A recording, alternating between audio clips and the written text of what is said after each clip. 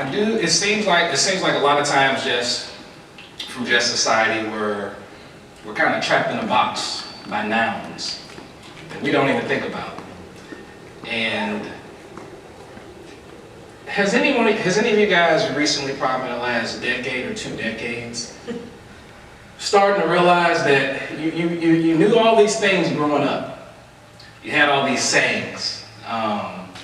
Words can hurt. Or, I'm trying to think of another one.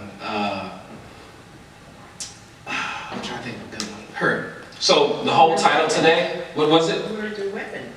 Words are weapons. Yes. Don't bite off more than you can chew. Yes. Don't bite off more than you can chew. But you also, a lot of times, you hear the opposite. Right? Oh, you can handle it. You can don't handle too much, but I'm sure you can juggle. You just got to figure out a way, right? But when I was growing up, I used to always remember, for some reason, I didn't drink a lot of water. But I'd be playing all the time. And nobody ever told me how important it was to drink water. So I played literally from sun up to sundown. And then every once in a while I would get sick. And I didn't know what was wrong. And then every time I would go to the doctor, they would say, oh, he's just dehydrated. I was like, okay, I'm just dehydrated, so I probably should start drinking more water. But the next thing I would notice is that they put the saline, or the what do you call it? The IV in. So my young brain, I'm thinking, that's not water, right? The saline isn't water, so it's like, I would think that if you went to the hospital and you were dehydrated, they would give you what? Water. So my whole life, I'm like, it doesn't make any sense. So, fast forward as I'm older, I'm actually a personal trainer as well. I have a little bit of background in nutrition and things of that nature. As I got older, I started to realize that water does not hydrate you. Water is more of a cleaning, a flushing tool. We all know that now, right? But how often do we always constantly carry our water bottles? How often have you heard someone say, hey, you know what? I've been drinking water all darn day. I'm still feel dehydrated. When we know better, we do better. And we know better, but yet a lot of times we still don't change it because we're stuck in this same loop. Because that's what we've been programmed to do. Goals. Raise your hand if anyone in here has had a goal, currently has a goal. Really quick, raise your hand. Raise your hand if you currently have a goal or have had a goal. Pretty much all of us, right? Probably at one point or another. I was listening to, I saw a little clip. What's the purpose? We're getting there. We're getting ahead of me now. We're getting there. So I was listening to a podcast. It was like a clip of Mel Robbins. I think a lot of us here listen to her. She was talking about anxiety. And words are starting to become my thing. I'm almost getting obsessed with it. And it's pretty cool how cool words are. Growing up, we always used to hear, oh, don't worry about what people say. Words don't matter. Don't let it hurt you. Well, crap. The older I get, the more I'm starting to realize how important words are, how they truly create and mold our reality. One word. One word can have more than one meaning. What is anxiety? From my knowledge, anxiety is just worrying or stressing about a future outcome that hasn't happened before. So when you really think about it, anxiety is really your imagination. Right? Yeah. Or anticipation. Or anticipation, right? What is a goal? That's what we call the anxiety. That's what we call That's the hope for thinking. Right? So having a goal is being like, hey, you know what? I'm going to do this. But when you really think about it, the difference between a goal and what I like to do instead, because if you have those goals, throw them in the trash.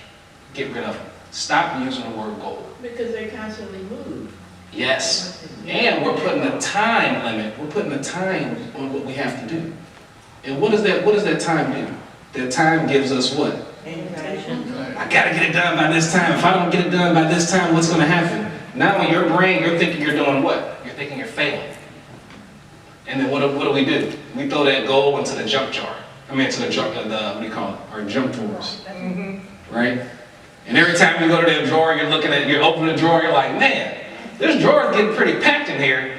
All these goals, all these missed opportunities that you're telling yourself in your head. You go from one junk drawer to now you got two. Now you got a junk closet. And you got this and that. It's all these goals. And that's what's creating these anxieties. Passion in this world, my passion in life is coaching. I love it. It's what I think about almost every day. And I think that's the reason why I've been in sales for so long. We don't always get the opportunity to do what we want to do in this world and do exactly what we love. We don't always have the opportunity to have that career. What you got to do is you got to take and make the best of it. I necessarily don't want to be selling stuff, or and I really don't. Really, I really just make connections with people. If I have something I can offer you, I'll offer it to you. But there's never any pressure anymore for me. It used to be. Once I learned that, it became a career, it became a lifestyle. I don't like to use the word salesperson, it's just I don't really know what else to use. Like a lot of times you hear some places they'll say, we don't have salespeople, we have consultants or representatives. That's consciousness coming into play. People are starting to realize how important words are. Because if I say salesperson, the first thing that comes in your brain is bad experiences with salespeople. People caught on to that. And they're like, we gotta stop using salesperson. Let's use representative instead. Let's use consultant, assistant.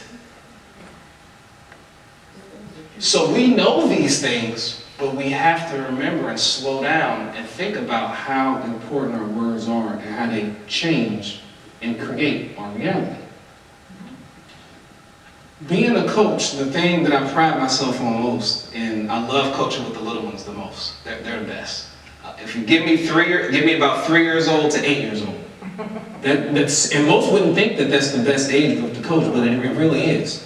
They have no preconceived notions. They have no bad habits yet, right? And really, if you really want to go deep, 3 to 8-year-old girls are the best, especially in sports. Because most boys, they think they're macho, or they may already have like a dad or a mom that are in sports, so they're actually watching sports from an early age. So they're thinking they're pro athletes already, and they're only like 6, 7 years old. Most girls, it's more of they just want the activity. They don't really watch the sports too much from my experience. It's more just the activity. You have one here, here and there every once in a while. But it's like, they'll do anything you ask. I mean, they'll run through a wall for you if you ask them to, because they really don't know any better. But the thing I pride myself on most is being able to make difficult concepts seem super simple to our little ones. And that's what I pride myself. And it's the coolest feeling when you go into a gym. He's not here, I don't think, today, but one of our members, he actually has a son that plays basketball, so he actually got to see a couple of my teams play. And it's almost like people will show up to watch these 6, 7-year-olds play basketball at YMCA, like the whole gym will come watch just our team. And a lot of it is because of the coaches that I have. The coaches that I have, they really only care about the development of the kids. And coaching is really more about mental than physical. A lot of parents spend tons and tons and hundreds and thousands of dollars on coaching and private lessons and all this to teach them these individual skills, but yet they don't have it here yet. A lot of times they don't understand that it's more about thinking the game than feeling the game. As I get older, one of the things I'm starting to realize is that life is really about patterns. Everything goes in loops, and everything's connected somehow. You could turn a positive situation into a negative situation. Sometimes we do that with what? Our imagination, because we're worried about the future outcome. Instead of just living in the moment. Take your time, go with the flow, right? So I created this system. Once I first came to the MSC, this is actually when I came up with this idea. And it's called CLAP. I'll give you an example. So my kids, last year I had a basketball team. It was our first time in a new league. It was called the CYC League. It's part of like some of the churches in the area. And the boys were, I had a group of boys that I had previous years. They were great, they were awesome. But I had a lot of new kids come in, so they weren't really quite used to how our system worked. And we're also in the new league as well too. And we were playing the first half was a little rough. Like they were kind of figuring out the new league, the new rules. We were used to playing in a league where they pretty much let the kids do what they wanted to. All the rules were open. This new league, you only could come to half court, you couldn't steal, or you had to let them get to the three-point line, so it was more based on a training league. So the boys had to get used to that. They were like, Coach, we can't do this, we can't do that, but at the end of the day, it actually wound up helping us out because we had to slow down and they learned how to play a little bit more organized basketball. But the energy wasn't there. And I don't think the energy was there because they were used to being able to do a lot more activity, stealing and things like that, which they weren't allowing in this league. So we were about to go out the second half. I'm like, I had to think of something to get these boys energy in. But this is what I did. If you guys feel like joining in, join in. Ready? Mm-hmm.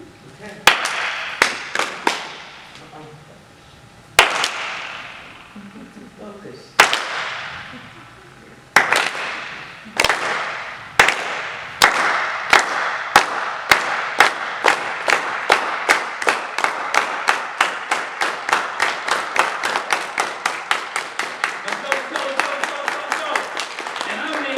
This and they were like, yeah, and the crowd's like, and everybody was like, we've never, and the boys, they got out there and it was like it was a completely different game at that point. Not only are the boys engaged into the game, the other team has gotten pumped up. The crowd has gotten pumped up. It's so, but I call that the C. That's the C, but that's also the L in clap. It can be two ways. So when I say clap, let me tell you what I mean by that. For creativity. We do not use our creativity enough. So a perfect example, Lena was talking about our, the spiritual, the thing we had. Yeah. Who did the massages, right? Who came up with that idea? Me. You did. Thinking outside of the box. Right? Thinking outside of the box. That's creativity. Using our creativity. A lot of times we think we have a problem, but what we really have is a slowing down and thinking about a way to create a solution. Use your creativity. So many times we think we have problems. We really don't have the problems. It's just for not using our brains. All of us are so creative, and I don't think we forget that.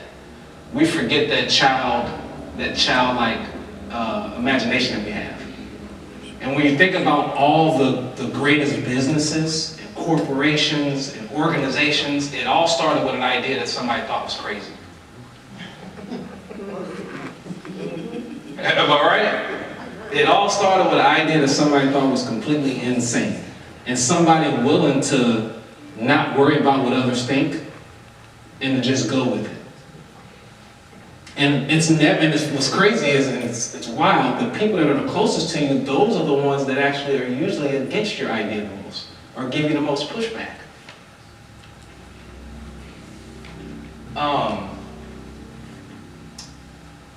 There's an A in clap.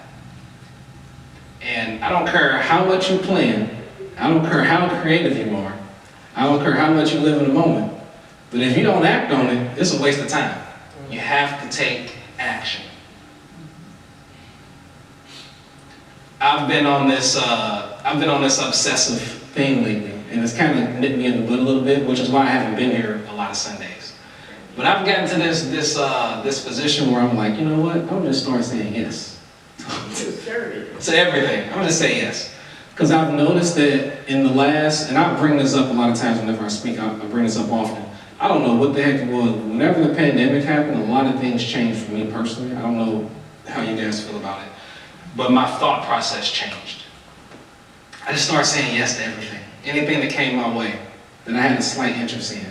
If it made sense with my life and my schedule, I just said, sure, yeah, I'm gonna try it, yes.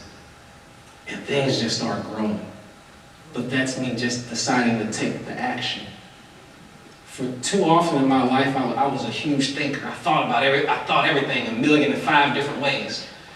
But a lot of times me thinking, it created a junk jar of thoughts that just got lost in the hustle and the flow. So now what I do is, I live in the moment more. If I see something that makes sense and it resonates with me, yeah, if it fits my schedule, yeah, why not? I'll try it at least once. And a lot of times, that's how we find our passions. Things that we didn't even know. That's the P in clap. Find your passion. I talk about this a lot. Being creative and finding your passion. Your passion does not have to be your career. A lot of people think, hey, I gotta find what I love and that's what my job has to do. It does not have to be your job. But you should always make sure you find time to be able to enjoy what you love doing. And if you don't know what that is yet, say yes more. say yes more, get out of the house. We weren't meant to be cooped up in the house by ourselves all the time. Which is one of the reasons why I love MSC. Being amongst others that have that same thought process as you. It's almost like doing a music session with someone that you didn't realize you play so well with. And you're starting to resonate well with each other. But you never know that unless you get yourself outside the house. But clap, creativity. Use your creativity. The L is living in the moment. The A is for taking action. Take action on it. And the P is for finding your passion. I had a story I was going to tell. I don't got too much time left. But I'm going to tell you the short version. But this is something about just going with the flow and letting it happen. And some of you guys may have heard the story, but I was going to read the whole thing. I would just say it out loud. Hopefully I can remember it. But there was once a farmer, right? And this farmer had a son. The son was born paralyzed. A war broke out. And the king required that all able young men and all able young bodies join the army. So the draft came through the town. When the draft came through the town, they came up to the farmer. The farmer said, my son is not physically able to join the draft. So his son didn't. He was paralyzed. What are you going to do? The rest of the town came to the farmer.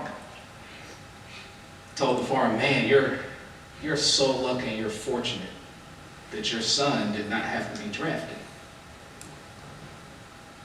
And the farmer said, maybe so.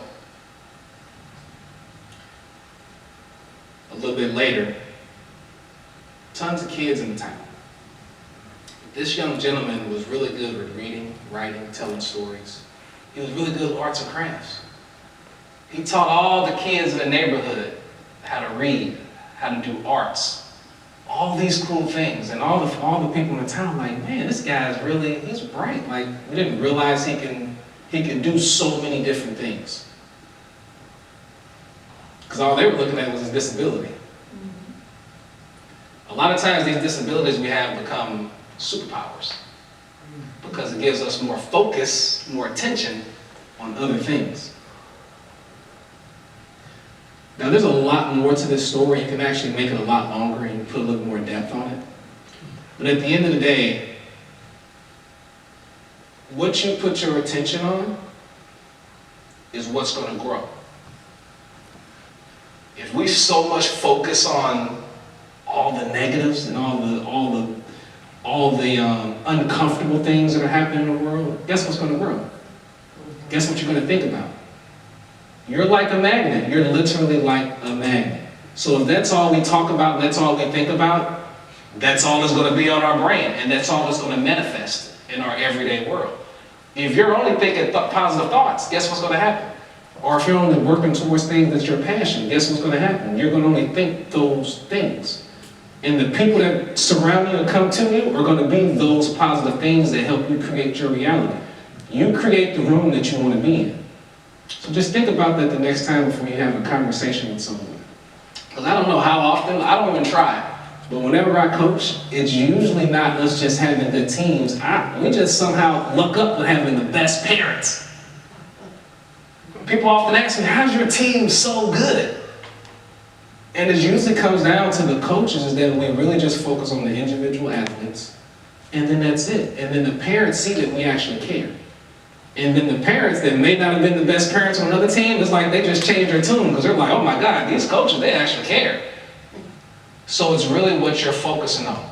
Too many times, a lot of times in these sports things, we find the coaches, they're focused on winning so much. It's just about the winning. We were at a soccer game the other night. One kid didn't play the entire game because his coach was so worried about beating this one team that they had this rivalry with. You got half the parents that are excited, half the parents that are upset. So I wanted to leave you guys with that story because one of the guys I love listening to the most, and I'll ask you guys if you ever want to listen to him. His name is Myron Golden. He's a huge entrepreneur. One of the most successful people in the world. I'm not a big religion guy at all. I actually can't stand it. But he does most of his stuff he does from the Bible. He's pretty much created his entire enterprise. He's a philanthropist. He makes tons of money. But it's all off stories from the Bible. And I can't stand the Bible, but when you read it, you find all these great stories. But that's where the things come in our brain that we've been programmed to think that the Bible is either this or it's either that. And when you really read between the lines, that's where you find the beauty. Thinking outside the box, being creative. So at the end of the day, just remember, if you're ever struggling, you can't figure it out, you just have to use your imagination. Just clap them.